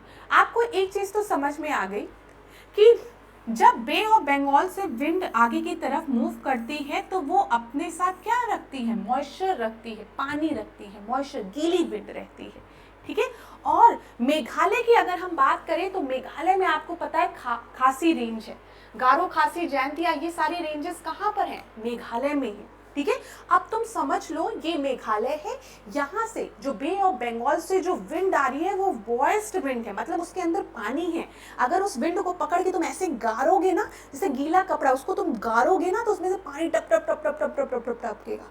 तो ऐसे समझो जो विंड ऊपर से आ रही है बे ऑफ बंगाल से, वो अपने साथ मॉइस्चर लेकर ट्रेवल कर रही है। अब उसके रास्ते में पड़ जाता है खासी हिल्स। क्या पड़ जाता है मेघालय में? खासी हिल्स, ठीक है। और जैसे ही मेघालय के खासी हिल से ये होकर गुजरती है, तो यहाँ पर आपका टनल के तरीके का शेप है, जहाँ पर वो विंड जो है वो अटक जाती है, ऐसे समझो अटक जाती है। और जब वो अटकेगी तो इधर हम देखेंगे क्या है, बारिश आपकी शुरू हो जाएगी बहुत तेजी से, ठीक है। ओरोग्राफिक रेनफॉल कहते हैं इसको। समझ में आया? बहुत आसान है, इसमें इतना परेशान होने की जरूरत नहीं। मेघालय में इतनी बारिश क्यों होती है? हम बात करें दो चीजों की। एक, जो वहां जो बे ऑफ बंगाल से जो विंड आ रही है वो आपकी मॉइस्ट विंड है, मतलब अपने साथ खूब ढेर सारा पानी लेके आगे की तरफ बढ़ रही है। और बढ़ रही है, कोई दिक्कत नहीं, लेकिन बीच में उसको एक रुकावट मिल जाती है। कौन सी रुकावट? खासी हिल्स मिल जाती है। और खासी हिल से जब वो होकर गुजरती है तो अलग अलग जगह अटकती रहती है, और जहां जहां अटकती रहती है वहां पर अपने पानी को छोड़ देती है। अरे भाई बहुत भारी हूँ, अपने वजन को छोड़ देती हूँ तो पानी छोड़ती जाती है, तो रेनफॉल होता रहता है, ठीक है। ये तो मैंने आपको बताया कि आपको याद रहे, दिमाग में बना रहे। अच्छे से ज्योग्राफी में जब पढ़ाया जाता है तो बाकायदा टेक्निकल टर्म्स का यूज करके बताया जाता है। ये भी याद रखिएगा, ये आपका एक तरीके का ओरोग्राफिक रेनफॉल का एग्जाम्पल है। जब यहाँ पे कोई बड़ा ऑब्स्टिकल आ जाता है जिसकी वजह से जो प्रिवेलिंग विंड है वो अपने मॉइस्चर को या जो अपने साथ पानी ली रहती है उसको क्या करती है, प्रेसिपिटेट कर देती है रेनफॉल के फॉर्म में। और इससे गुजरने के बाद जो विंड है वो आपकी क्या हो जाती है, ड्राई हो जाती है। जब पानी जो लिया था उसको छोड़ दिया। अब सोचो, एक बाल्टी पानी लेके चल रहे हो, अरे मैं तो चल रहा हूँ, रास्ता बड़ा आसान है, पानी लेके चल रहे हो। पहाड़ पे पहुंचे, एक बाल्टी पानी, अरे यार पहाड़ पे चढ़ना तो बड़ा दिक्कत वाला है, एक काम करता हूँ, एक बाल्टी पानी को यहीं पर छोड़ देता हूँ और आगे चढ़ता हूँ, वेट कम हो जाएगा तो आराम से चढ़ाई कर लूंगा। तो कुछ विंड्स का भी ऐसा ही खेल होता है। चल आगे बढ़ते हैं। मॉनसून पूर्व के जिन बौछारों से आम जल्दी पक जाते हैं उन्हें हम आम बौछार कहते हैं। अरे वाह, ये डैश होती है, क्या लिखा है, मैंगो शावर, ठीक है। देखो, प्री मॉनसून शावर, जिसके वजह से मॉनसून जल्दी आ जाए, जिसकी वजह से बारिश हो, और बारिश जल्दी होने की वजह से आम जो है वो पक जाते हैं, और इन्हें हम क्या कहते हैं, मैंगो शावर कहते हैं। और ये कहाँ होता है, ये पूछा गया है, ये आपका केरला एंड कर्नाटक में होता है, साउथ में, याद रखिएगा। Allahabad high court group C exam में पूछा गया प्रश्न है 2022 में। ग्रीष्म ऋतु के अंत में कर्नाटक एवं केरल में प्रायः पूर्वी मानसून वर्षा होती है, इसके कारण आम जल्दी पक जाता है, और इसे हम क्या कहते हैं, आम जल्दी पकने की वजह से आम वर्षा। ऐसा नहीं है कि जो विंड है वो अभी तो पानी लेके चल रही थी, मैम आप बताई थी, जैसे आप बाल्टी में पानी लेके जा रही, पहाड़ में जाएंगी, कहेंगी बड़ा भारी हो गया, पानी को यही छोड़ देते हैं, हम आगे बढ़ जाते हैं। हवा, हाँ वो कौन सा गाना, मैं हवा हूँ फिजा हूँ बरसती नहीं, गाना है ना।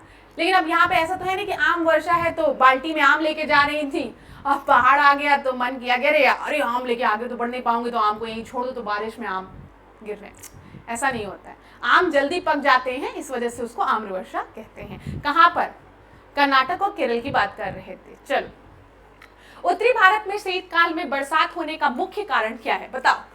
अब हम उत्तरी भारत की बात करें, उत्तरी भारत में बारिश के समय बारिश होती है, उसका मुख्य कारण क्या है। तो यहाँ पर देखो दिया गया एडवांसिंग मानसून, वेस्टर्न डिस्टर्बेंस, काल बैसाखी, या फिर all of the above. Allahabad high court group C परीक्षा में पूछा गया प्रश्न है। तो वेस्टर्न डिस्टर्बेंस के वजह से हम देखते हैं नॉर्थ इंडिया में रेनफॉल होती है विंटर में। अब इसकी भी अपनी कहानी है, सारी हवाओं की ही बात है, ठीक है। हवा बेचारी आराम से चलती है, अपने साथ खूब ढेर सारा मॉइस्चर लेकर चलती है, जहां पर रुकावट आती है बरस जाती है, बस यही कहानी है, ठीक है। कभी कभी ट्रॉपिकल साइक्लोन की वजह से ये हवा जो है डिस्टर्बेंस की वजह से आगे की तरफ मूव करती रहती है। अब मॉइस्चर अपने साथ ली है, जहां पर भी उसको ऑब्स्टिकल मिलेगा छोड़ देगी पानी अपना, ठीक है। तो ध्यान देना, यहाँ से देखो जब हम बात करते हैं वेस्टर्न डिस्टर्बेंस की, तो यहाँ पर आपको जो एक पॉइंट याद रखना है वो है एक्स्ट्रा ट्रॉपिकल साइक्लोन यहाँ पे आपका डेवलप होता है, ठीक है। वेस्टर्ली जो है वो मेडिटेरेनियन सी से होती है, चलते चलते चलते चलते गुजरते गुजरते गुजरते गुजरते जब ये नॉर्थ इंडिया में प्रवेश करती है तो यहाँ पर ये क्या करती है, बरस जाती है, क्योंकि यहाँ पे हिमालयन रेंज से इधर होकर के गुजरती है तो वो बरस जाती है। तो यहाँ पर ध्यान दीजिएगा, जो वेस्टर्ली है, जो वेस्टर्न डिस्टर्बेंस है, जो यहाँ से जो विंड्स हैं, जो प्रिवेलिंग विंड्स हैं, वो आपकी टर्की से ईरान, ईरान से अफगानिस्तान, ठीक है, अफगानिस्तान से पाकिस्तान, और पाकिस्तान से हम देखते हैं भारत में, इंडिया में, नॉर्थ इंडिया में आके ये रेनफॉल का कॉज बन जाती है। ये ओरिजिनेट कहाँ से करती है, तो ये याद रखिएगा, ये आपके मेडिटेरेनियन सी से ओरिजिनेट करती है। इतनी चीजें क्लियर हो गई होगी, ठीक है। एक तरीके का एक्स्ट्रा ट्रॉपिकल साइक्लोन होता है जो कि विंटर में नॉर्थ इंडिया में रेनफॉल का कॉज होता है। क्लियर है ना क्लास, कोई दिक्कत? चलिए आगे बढ़े।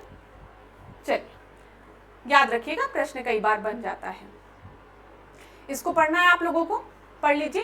शीत ऋतु में भारत के उत्तरी मैदान में पश्चिमी एवं उत्तर पश्चिमी से चक्रवाती विक्षोभ, एक्स्ट्रा ट्रॉपिकल साइक्लोन की जो मैंने आपको बात बताई है, का अंतर्भाग विशेष लक्षण है। यह कम दाब वाली प्रणाली बुध भूमध्य सागर, मेडिटेरेनियन सी एवं पश्चिमी एशिया के ऊपर से उत्पन्न होते हुए पश्चिमी पवनों के साथ, वेस्टर्ली के साथ भारत में प्रवेश करती है। उसके कारण शीतकाल में मैदान में उत्तरी भारत में वर्षा होती है तथा पर्वतों पे हिमपात भी होता है। इस वर्षा को स्थानीय तौर पर महावट कहा जाता है, याद रखिएगा, ठीक है। और ये जो रेनफॉल होती है, ये रबी फसलों के लिए बहुत ही महत्वपूर्ण होती है, ये भी ध्यान रखिएगा। चलिए आगे बढ़े अगले प्रश्न पे। The cold and the dry offshore wind bring the northeastern monsoon to, बताइए, शीत और सूक्ष्म अपतट जो कि पूर्वोत्तर मानसून लाकर डैश पर बारिश करती है, कहां पर बारिश करती है? इलाहाबाद हाईकोर्ट आरओ 2022 में पूछा गया प्रश्न है। करती है कोरोमंडल तट पर, याद रखिएगा, ठीक है, कोरोमंडल तट पर। हम कोरोमंडल तट की बात कर रहे हैं, ये कोरोमंडल तट पर बारिश करती है।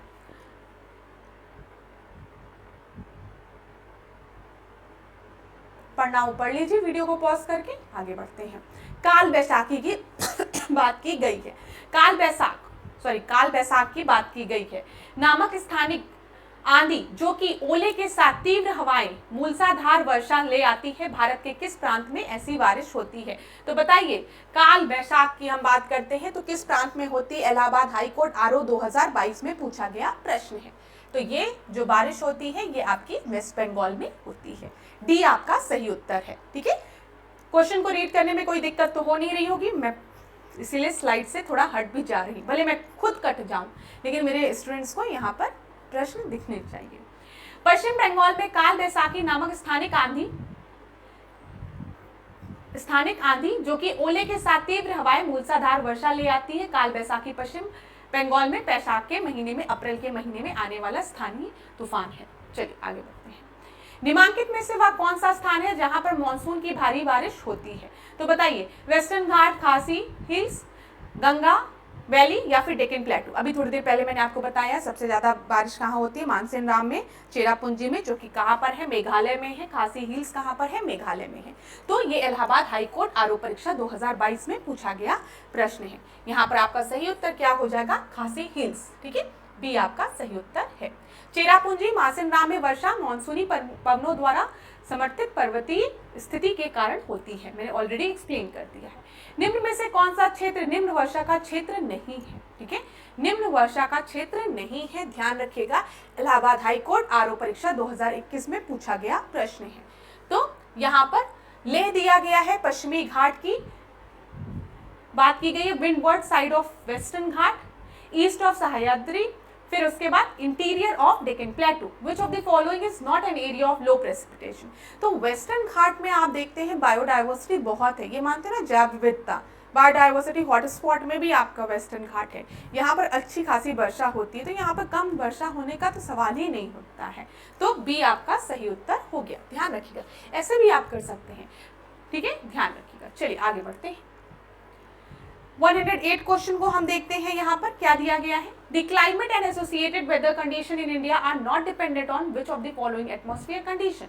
भारत में जलवायु और संबंध मौसम की स्थिति इनमें से किस वायुमंडलीय स्थिति पर निर्भर नहीं करती है? ट्रॉपिकल साइक्लोन पर, ईस्टर्न साइक्लोनिक डिस्टर्बेंस पर, प्रेशर एंड सरफेस विंड पर, अपर एयर सर्कुलेशन पर। तो बताइए, इलाहाबाद हाईकोर्ट आरओ परीक्षा 2021 में पूछा गया प्रश्न है। तो ट्रॉपिकल साइक्लोन हमारे यहाँ भी आता है, उष्णकटिबंधीय चक्रवात आता है, ठीक है, आपको पता है हम एक ट्रॉपिकल कंट्री है। ट्रॉपिक ऑफ कैंसर हमारे भारत से पास हो रहा है 23.5 डिग्री नॉर्थ की हमने बात किया, तो ट्रॉपिकल साइक्लोन डेवलप होता है, ठीक है। Pressure, wind surface, surface wind, अपर एयर सर्कुलेशन, ये सब चीज़ें तो मतलब जब हम रेनफॉल को पढ़ते हैं, मानसून को पढ़ते हैं, तो उसके बेसिक टर्मोलॉजीज हैं। हमारे यहाँ ईस्टर्न साइक्लोनिक डिस्टर्बेंस देखने को नहीं मिलता है, तो यहाँ पर बी आपका हो जाएगा। ठीक है, याद रखिएगा। चलिए आगे बढ़ते हैं। Which of the following is on the rain shadow side of Himalaya? तो हिमालय के रेन शैडो साइड में कौन सा है? रेन शैडो साइड समझ में आ गया ना, कि जैसे अगर ये आपका हिमालय रेंज है, ठीक है, बहुत बड़ा पहाड़ नहीं दिख रहा, लेकिन अब आप समझ लो हिमालय रेंज है, इधर से विंड जो है वो खुशी खुशी अपने साथ ढेर सारा पानी लेकर आ रही है। लेकिन अब जब ये रेंजेस आई तो बेचारे ये जो विंड्स हैं यहीं पर अटक जाएंगी और अपने पानी को यहीं पर गिरा देंगी, मतलब प्रेसिपिटेशन यहीं पे हो जाएगा, रेनफॉल हो जाएगा। अब जब ये ऊपर उठ के दूसरे साइड पहुंचेंगी तो ये जो आपकी जो मॉइस्ट विंड थी, अपने साथ मॉइस्चर कंटेंट ली हुई थी, वो अब ड्राई विंड में कन्वर्ट हो गई है, सूखी है। तो इस रीजन को हम क्या कहते हैं? यहाँ पर बारिश नहीं हो रही है, तो इसको हम रेन शैडो रीजन कहते हैं, बारिश ही नहीं हो रही है यहाँ पर। ठीक है, तो कौन सा है, कौन सा है बताओ? चलो, दार्जिलिंग, लद्दाख, शिमला, शिलोंग। तो यहाँ पर 2021 में 109 का आपका जो प्रश्न का उत्तर है वो क्या है? लद्दाख में। आपको लद्दाख जाके देखो, ऐसे तो लगता है कि बड़ा सुंदर है लद्दाख, ठीक है, लेकिन वहां पर आपको बहुत डाइवर्सिटी टाइप का नहीं दिखता है। शिमला देखो, शिलोंग देखो, दार्जिलिंग देखो, हरे हरे पेड़, सुंदर सुंदर सीन्स दिखते हैं। चल आगे बढ़ते हैं। Which of the following is not correct regarding the South India? दक्षिण भारत के संदर्भ में निम्नलिखित में से क्या सही नहीं है? तापमान की वार्षिक परिसर रेंज कम है, annual range of temperature is less. तापमान का दैनिक परिसर रेंज कम है, ठीक है, पूरे वर्ष तापमान उच्च रहता है। फिर देखिए, आत्यंतिक जलवायु दशाएं पाई जाती है। बताइए, extreme climate condition are found. Allahabad high court 2021 में पूछा गया प्रश्न है ARO में। यहाँ पर which of the following is not correct regarding the south India की बात की गई है। Extreme climate conditions are found. बताइए, तापमान की वार्षिक परिसर रेंज कम होती है, हाँ। Annual range of temperature is less. तापमान का दैनिक परिसर रेंज कम होती है, ठीक है। Temperature is high through out the year, temperature बहुत ज्यादा होता है जब हम बात कर रहे हैं साउथ इंडिया की, आप सभी को पता है। Extreme climate condition are found, ये नहीं होगा, ठीक है, डी आपका सही उत्तर होगा। टेम्परेचर तो बहुत गर्मी होती है, आपको पता है। चलिए, अगर हम देखें तो यहाँ पर ध्यान दीजिएगा कि दक्षिण भारत में केवल मामूली मौसमी बदलाव का अनुभव देखा जाता है, बहुत ज्यादा उसमें वेरिएशन नहीं होता है। अब हमारे यहाँ ठंडी, गर्मी, बरसात, आप देखते हैं जब जनवरी फरवरी में बहुत ठंडक पड़ने लगती है, अभी बहुत गर्मी पड़ने लगेगी, तो बदलाव मौसम में देखने को मिलता है अच्छा खासा, ठंडी से गर्मी में। चलिए, भारत की मिट्टियों के बारे में देख लेते हैं। यहाँ पर हम लोग उत्तरी मैदानी इलाके का सबसे विशाल भाग पुराने जलोढ़ प्रकार का है और ये भाग वेदिका जैसा नमूना प्रदर्शित करता है, जिसे डैश नाम से जाना जाता है। इलाहाबाद हाईकोर्ट आरओ 2022 में पूछा गया प्रश्न है ये 111 प्रश्न। तो इसे हम क्या कहते हैं? इसे हम बांगर कहते हैं। एलुवियल सॉइल की बात की गई है, यहाँ पर ओल्डर एलुवियल सॉइल की बात की गई है, पुरानी जलोढ़ मिट्टी की यहाँ पर बात की गई है, तो उसे हम क्या कहते हैं? उसे हम बांगर कहते हैं। ठीक है, क्लियर है? बांगर और खादर की बात की जाती है, जो न्यू एलुवियल सॉइल होती है, जो नई जलोढ़ मिट्टी होती है, उसे हम खादर कहते हैं। चलिए, यहां पर देख लीजिए, कुछ इंपॉर्टेंट चीजें मैं आपको बता देती हूं। बाढ़ वाले मैदान के नए तथा युवा निक्षेपों को क्या कहा जाता है? न्यू एलुवियल सॉइल को हम क्या कहते हैं? जो मैंने आपको बताया, उसे हम खादर कहते हैं। ठीक है, और जो पुराने आपके एलुवियल सॉइल होते हैं उसे बांगर कहते हैं, ये याद रखिएगा। Soil that is carried and deposited by river is called, बताइए, जलोढ़ मिट्टी। ठीक है, आपका सही उत्तर क्या है? 112 का जलोढ़ मिट्टी। अभी हमने बताया कि जब आपकी रिवर अपने साथ जो मिट्टी कैरी करती है, यहाँ पर जो सॉइल होता है वो आपका न्यू एलुवियल सॉइल होता है। ठीक है, ये याद रखिएगा। और उसे हम क्या कहते हैं? न्यू एलुवियल सॉइल को हम न्यू एलुवियल सॉइल को कहते हैं, यहाँ पर मैंने आपको बताया, उसे हम खादर कहते हैं। ठीक है, और जो ओल्ड एलुवियल सॉइल होता है, पुरानी जलोढ़ प्रकार की मिट्टी होती है, उसे क्या कहा जाता है? उसे बांगर कहा जाता है। तो अगर कोई भी रिवर आपकी इस तरीके से है तो यहाँ पर आपको खादर मिलेगा, ठीक है। और इसके बाद जो मिट्टियां हैं, जो पुरानी मिट्टी आपकी हो गई है, उसे हम बांगर कहते हैं। कई बार पूछा गया प्रश्न है, आसान प्रश्न है। चलिए, black soil is deposit for growing cotton and it is also known as regur soil. ये याद रखिएगा, ब्लैक सॉइल को हम क्या कहते हैं? Rigour soil. काली मिट्टी को हम क्या कहते हैं? रिगर सॉइल कहते हैं। और इनकी वाटर होल्डिंग कैपेसिटी बहुत ज्यादा होती है। कॉटन्स यहाँ पर आपको देखने को मिलते हैं, ठीक है। अगला देखिए, laterite soil has high content of. Laterite soil में क्या प्रेजेंट होता है? आयरन ऑक्साइड, नाइट्रोजन, लाइम या फिर ह्यूमस। तो यहाँ पर इलाहाबाद हाईकोर्ट 2022 में पूछा गया प्रश्न है। यहाँ पर जो आपका सही उत्तर है, has high content of iron oxide, ठीक है। ए आपका सही उत्तर है। लेटराइट मिट्टी में लौ आयस की मात्रा अधिक होती है। इस मिट्टी की ऊपरी परत में एल्यूमिनियम व आयरन के ऑक्साइड होने के कारण यह मृदा ईंट जैसी लाल रंग की होती है, ये ध्यान रखिएगा। और लेटराइट सॉइल में अगर हम देखें, इसमें लिखा है कि नहीं? हाँ, रबड़ लिखा है, ठीक है। कॉफी की अच्छी उत्पादन होती है, ये याद रखिएगा। और काजू भी शायद लेटराइट सॉइल में होता है। Black soil is deficient in which nutrient? Nitrogen, phosphorus, lime, iron या पोटैश। 2021 में 115 क्वेश्चन है, ये पूछा गया प्रश्न है। तो बताइए, 115 का आपका जो सही उत्तर है वो क्या है? इसमें नाइट्रोजन और फास्फोरस की कमी होती है, ठीक है। ए आपका सही उत्तर है। बेसिक क्वेश्चन है ये, डिस्कस कर लेते हैं एक बार। 116 क्वेश्चन को देखते हैं। Which soil are found by the sediment brought down by the river. अभी हम बार बार देख रहे हैं, नदी अपने साथ जो मिट्टी लेकर चलती है उसे हम एलुवियल सॉइल कहते हैं, जलोढ़ मिट्टी कहते हैं। वही सेम चीज। ए आपका सही उत्तर है। इलाहाबाद हाईकोर्ट एपीएस परीक्षा 2021 में पूछा गया प्रश्न है, ठीक है। बांगर और खादर के बारे में मैंने आपको बता दिया। पुरानी जलोढ़ मिट्टी को बांगर कहते हैं और नई को खादर कहते हैं। कॉटन ग्रोज बेस्ट इन, जो कॉटन है उसका उत्पादन सबसे बेस्ट होता है ब्लैक सॉइल में, जिसे कि हम रेगर सॉइल भी कहते हैं, काली मिट्टी। सी आपका सही उत्तर है। आगे बढ़े। Which one of the following method of soil conservation is more effective in arid area? तो एरिड एरिया में सबसे ज्यादा, सूक्ष्म क्षेत्रों में सबसे ज्यादा कौन सा बेस्ट मेथड है सॉइल कंजर्वेशन के लिए? घास पात, आश्रय घेरा, ठीक है, अवन लिका, मुंहबंदी, ठीक है, गली प्लगिंग दिया है, टेरेसिंग। तो टेरेसिंग जो है, वेदिकाएं जो है, वो तो हिली एरियाज में आपके टेरेस बनाए जाते हैं ना। और बताइए, ए बी सी डी में से आपका सही उत्तर क्या होगा? इलाहाबाद हाईकोर्ट एआरओ परीक्षा 2021 में पूछा गया प्रश्न है। तो जो आश्रय घेरा है, शेल्टर बेल्ट है, वो बेस्ट मेथड होता है जब हम सूक्ष्म क्षेत्रों की बात कर रहे हैं, जहां पर बारिश ज्यादा नहीं हो रही है। तो याद रखिएगा, बी आपका सही उत्तर है। देखो, शेल्टर बेल्ट पेड़ों या झाड़ियों की एक श्रृंखला है जो खेत से सटाकर क्षैतिज रेखा के रूप में उगाई जाती है। अब आप खुद सोचो, यहाँ पर जहाँ पर भी बारिश नहीं हो रही है, अगर यहाँ पर आप खाली क्रॉप उगाओगे और यहाँ पर सनरेज भी बहुत है, तो मतलब अब पानी की भी कमी है, सूर्य भी ज़्यादा है, तो आपके क्रॉप्स जल सकते हैं। तो इसलिए यहाँ पे इनको शेल्टर देने के लिए क्या किया जाता है? झाड़ियाँ या पेड़ उगा दिए जाते हैं, ध्यान रखिएगा। Saline soil can be reclaimed by, लवणीय मृदा डैश से वापस लाई जा सकती है। केमिकल अमेंडमेंट के द्वारा, रासायनिक सुधार को अमेंडमेंट दिया है। फर्टिलाइजर, खाद द्वारा, लीचिंग द्वारा, कंडीशनर द्वारा। तो बताइए, इलाहाबाद हाईकोर्ट एआरओ परीक्षा 2021 में पूछा गया प्रश्न है ये। तो एबीसीडी में से आपका सही उत्तर क्या हो जाएगा? लीचिंग के द्वारा हम क्या कर सकते हैं? सेलाइन सॉइल को रिक्लेम कर सकते हैं, ठीक है। सी आपका सही उत्तर है। Gypsum is used for improvement of which type of soil? Gypsum का प्रयोग किस तरीके की मृदा के सुधार के लिए किया जाता है? अम्लीय, क्षारीय, लवणीय या फिर जलीय मृदा? इलाहाबाद हाईकोर्ट एआरओ परीक्षा 2021 में पूछा गया प्रश्न है, 120वां प्रश्न है। यहाँ पर आपका सही जो है, जिप्सम का प्रयोग हम लोग एल्कलाइन सॉइल में, क्षारीय मृदा में करते हैं। जिप्सम के उपयोग से क्षारीय मृदा में सुधार किया जा सकता है। जिप्सम मिलाने से मिट्टी में पोषक तत्व, खासकर नाइट्रोजन, फास्फोरस, पोटेशियम, कैल्शियम तथा सल्फर की उपलब्धता में वृद्धि होती है, ठीक है।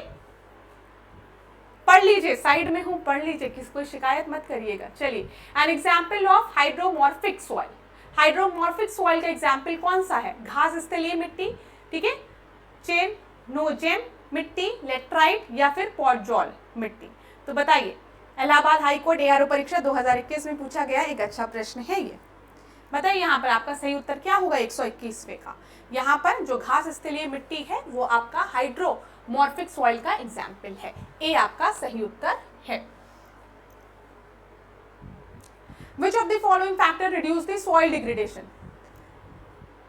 मृदा क्षरण को कम करने के लिए कौन सा आपका एक प्रोसेस हो सकता है?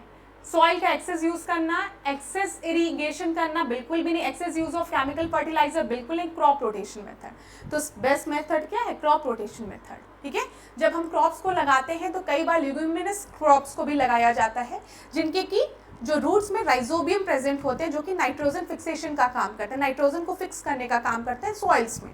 ठीक है, तो यहाँ पे क्रॉप रोटेशन एक बेस्ट मेथड है सॉइल डिग्रेडेशन को रोकने का। Black soil are found in, black soil अगर आप देखेंगे तो महाराष्ट्र और मध्य प्रदेश के रीजन में ब्लैक सॉइल देखने को मिलता है। ठीक है, वहां पर आपको कॉटन की खेती भी देखने को मिलेगा। चलिए, अच्छा, अगर घूमने का मौका मिले ना क्लास, तो घूमा जरूर करिए आप लोग। मैं एक चीज कहूँगी, घूमने का मौका मिले मतलब अलग अलग जगह जाने का, तो जाइए। जो चीज़ आप पढ़ते हैं ना, जब उसको अपनी नज़रों से देखेंगे तो एक बहुत आनंद आता है। तैयारी का सबसे खूबसूरत हिस्सा जानते हैं क्या होता है? कि आपको नॉलेज हो जाती है चीज़ों की। जब आप दूसरे प्रदेश जाएंगे, वहाँ पर आप रेड सॉइल देखेंगे, या आप, मैं महाराष्ट्र की बात करूँ, वहाँ पे आप काली मिट्टी देखेंगे, तो आपको तुरंत दिमाग में आएगा, अरे हमारे यहाँ की मिट्टी से ये मिट्टी तो अलग है। तो जब पढ़ लो और उसके बाद घूमो ना, तो उसका एक अलग आनंद होता है। और फिर थोड़ा सा अगर अगल बगल दोस्त मित्र या परिवार वाले हों तो उनको बता भी दो एक दो चीज़ें, तो परिवार वाले भी कहते हैं अरे आता तो है। तो पढ़ाई का ये तो अच्छा है कि भौकाल भी बन जाता है कभी कभी। तो घूमिए ज़रूर ना। जीवन में अगर कुछ करना है तो अपने आप को एक सुंदर सुंदर यादें दीजिए। हर चीज़ हम, ये तो सबको पता है कि क्या करोगे सब बचा के, तो अपने लाइफ को जितना खूबसूरत आप खुद बना सकते हैं तो उसको बनाने का प्रयास करिए। तो अगर घूमने का मौका मिले, नई नई किताबों को पढ़ने का मौका मिले, नए थिंकर्स को जानने का मौका मिले, तो ज़रूर पढ़िए। मतलब पढ़ना और घूमना दो ऐसे शौक हैं जो कि बनाइए। इससे आपका जो दिमाग है ना वो डेवलप करेगा। आपको लगेगा कि हम किस कुएं के मेढक थे खाली अभी तक। जब आप उस कुएं से बाहर निकलते हैं ना, तो आपको समझ में आता है दुनिया बहुत बड़ी है। और अगर घूम नहीं रहे हो, पढ़ नहीं रहे हो, तो फिर जीवन में अपनी दिक्कतें बहुत बड़ी लगने लगती है। तो इसीलिए थोड़ा समय निकालो, घूमो जब भी समय मिले, और अच्छी अच्छी बातें सोचो, जीवन में सब अच्छा होगा। Most widely use material for correcting this soil acidity is, बताइए सॉइल एसिडिटी को कम करने के लिए किस का प्रयोग होता है? तो बहुत आसान प्रश्न है, लाइमस्टोन का प्रयोग होता है। 124 का ए आपका सही उत्तर है। आगे बढ़े, बी देखते हैं। समानता लोम मिट्टी में किसका बराबर भाग होता है? As a general rule, loam soil should consist of equal part of soil and manure, soil, silt and clay, soil, sand and clay, sand, silt, dung और a leaf manure। यहाँ पर इलाहाबाद ARO परीक्षा 2021 में पूछा गया है लोम सॉइल के बारे में। तो यहाँ पर आपका सही उत्तर क्या है? इसमें समानता आपका सैंड, सिल्ट और क्ले का बराबर मात्रा में ये प्रेजेंट होते हैं। बालू, गाद और क्ले, याद रखिएगा। बी आपका सही उत्तर है। 126 देखिए। Dolomite powder is used in some agriculture soil. The purpose of using it is to increase the nitrogen context of the soil, increase the pH of the soil, increase the phosphorus content of the soil, lower the pH of the soil। Allahabad high court 2021 में पूछा गया ये प्रश्न है, 126वां प्रश्न। यहाँ पर आपका सही उत्तर क्या है? मृदा के पीएच में वृद्धि इसका मेन पर्पस है। डोलोमाइट पाउडर की यहाँ पर बात हो रही है। चलिए, एक दो प्रश्न और है, इसको कंप्लीट करते हैं। 127 क्वेश्चन को देखिए, क्या दिया गया? निम्नलिखित में से किस मृदा की ढुलाई जो है गुरुत्वाकर्षण द्वारा होती है? तो बताइए। यहाँ पर इलाहाबाद हाईकोर्ट आरओ परीक्षा 2020 में पूछा गया प्रश्न है। यहाँ पर अगर हम देखेंगे तो कोलोबियम सॉइल की अगर हम बात करें, colluvium soil is transported by the gravity. B आपका सही उत्तर है। Which is the main cause of land degradation in Punjab and Haryana? इसको हमने पहले भी डिस्कस किया है। Overgrazing, deforestation, mining, over irrigation. ठीक है, 2014 में Allahabad high court RGC exam में पूछा गया प्रश्न है। 128 प्रश्न। यहाँ पर आपका जो सही उत्तर है वो है ओवर इरिगेशन की वजह से हम देखते हैं लैंड डिग्रेडेशन पंजाब और हरियाणा में देखने को मिलता है। ये लास्ट क्लास में भी हमने डिस्कस किया था। Soil erosion can be prevented by, soil erosion को किस तरीके से हम रोक सकते हैं? रिमूवल ऑफ वेजिटेशन, वनस्पति को काट कर क्या सॉइल इरोजन को रोका जा सकता है? बिल्कुल भी नहीं। ओवरग्रेजिंग बाय एनिमल, भाई एनिमल से ओवरग्रेजिंग कराओ तो सॉइल इरोजन तो होगा ही।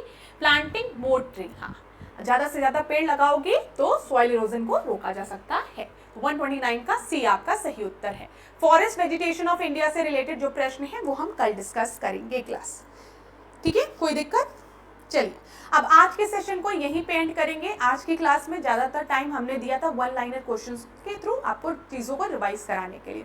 मुझे प्लीज आप कमेंट बॉक्स में जरूर बता दीजिएगा कि ये क्लास आपके लिए यूजफुल है कि नहीं, मतलब ये पैटर्न ठीक चल रहा है। कहीं पर भी प्रॉब्लम होगी तो ऐश्वर्या मैम को कमेंट बॉक्स में जरूर बताएंगे। मेरा सिंपल फंडा है, सिंपल रूल है, ये क्लासेस मैं आप लोगों के लिए लाती हूँ और अगर आप लोगों के लिए ही ये क्लासेस यूजफुल नहीं होंगी तो ना आपका समय बर्बाद करने की आवश्यकता है मुझे, ना खुद का समय बर्बाद करने के लिए।